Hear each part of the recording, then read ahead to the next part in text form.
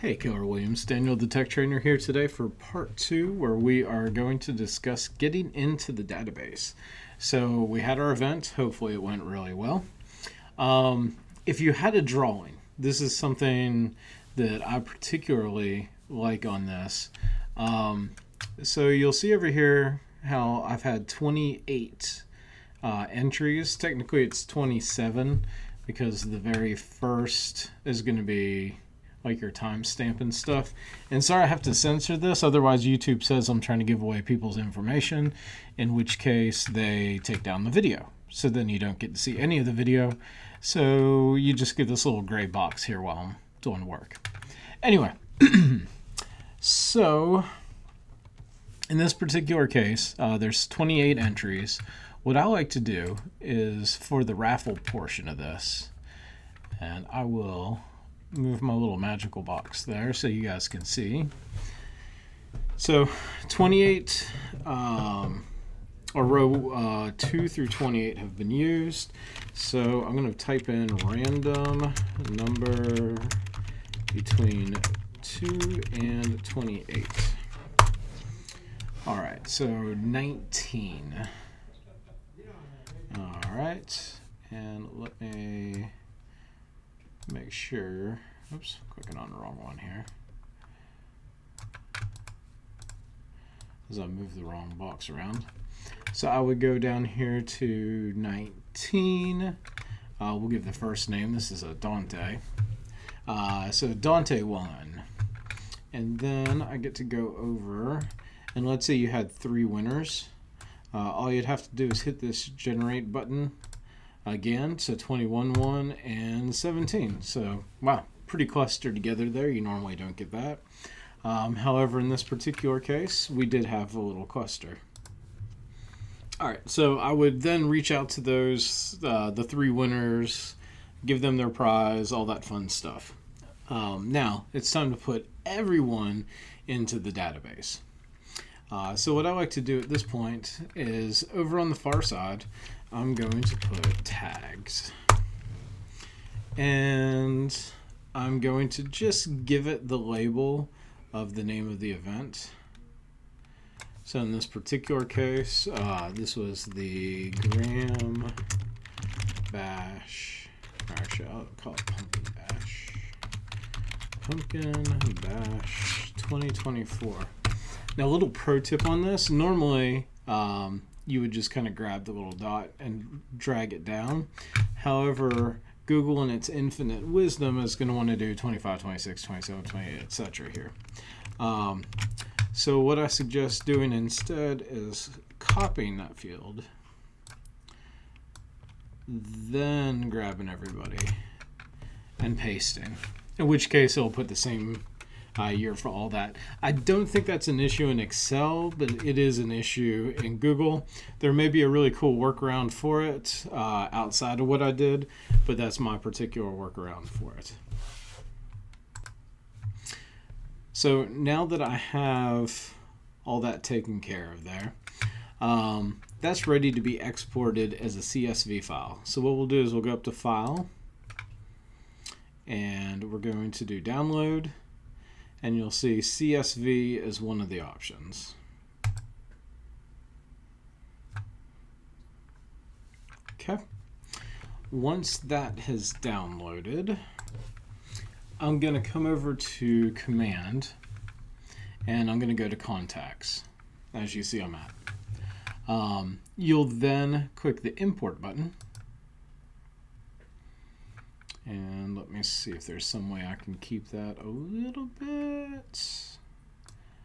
It's not letting me move that so y'all can really see it without doing the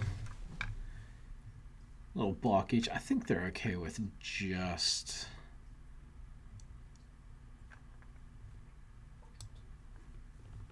name should be fine. So there's a little browse button on here. So we're just going to click on browse, and we're going to grab the file that we just downloaded. And then there's a continue button that we're going to click. And sorry, this one's going to be a little bit of a pain. Over on the left-hand side, it's going to be asking, so you see how it says like timestamp there. And we can go ahead and show first name. That's not a problem. So it's saying these are the columns over in the CSV file that we just uploaded. And then the drop downs are going to be what you want it to be in command. Let me move this over just a little bit here. So the first one is my timestamp, so I'm just going to skip that. The next one is going to be first name, so I'll match that up with first name, followed by last name, followed by primary email address, followed by primary phone. And I had a little question on there. I'm going to put note for that one. You can start typing as well, and it'll pop up. So notes is actually the technical. And tags is way down the list too, so I'm just going to go ahead and start typing tags so it pulls up. There's also a little green button here that says show another contact. That way you can make sure that yes, your CSV file did come over good and it is going from row to row on the people and everything looks good. And once you're done, all you have to do is hit that continue button.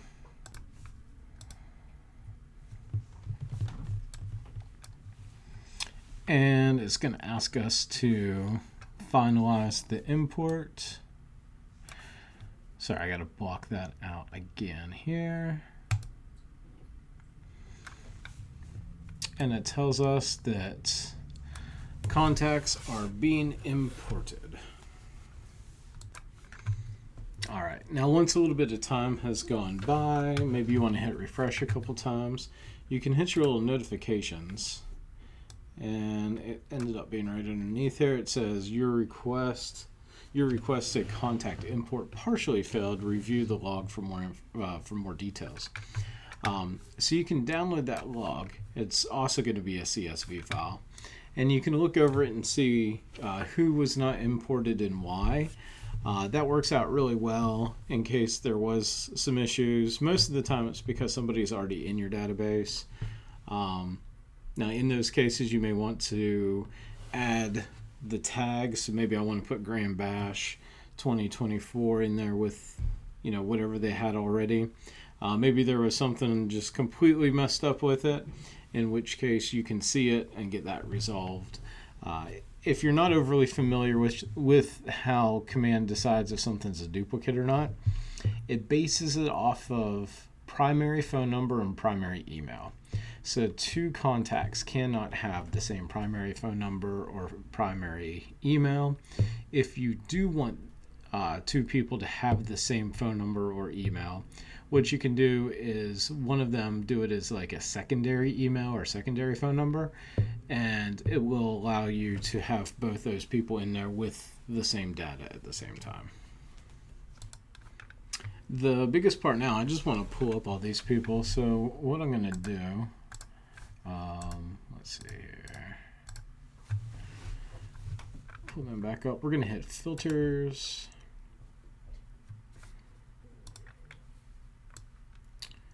And let me try to move to the correct box. There we go. I'm going to go tag, and I'm going to do Graham Pumpkin. Oops, no, it wasn't Graham Pumpkin. I just called it Pumpkin. Pumpkin Bash, and oh, I made almost the exact same tag last year. Just put a space in it this year.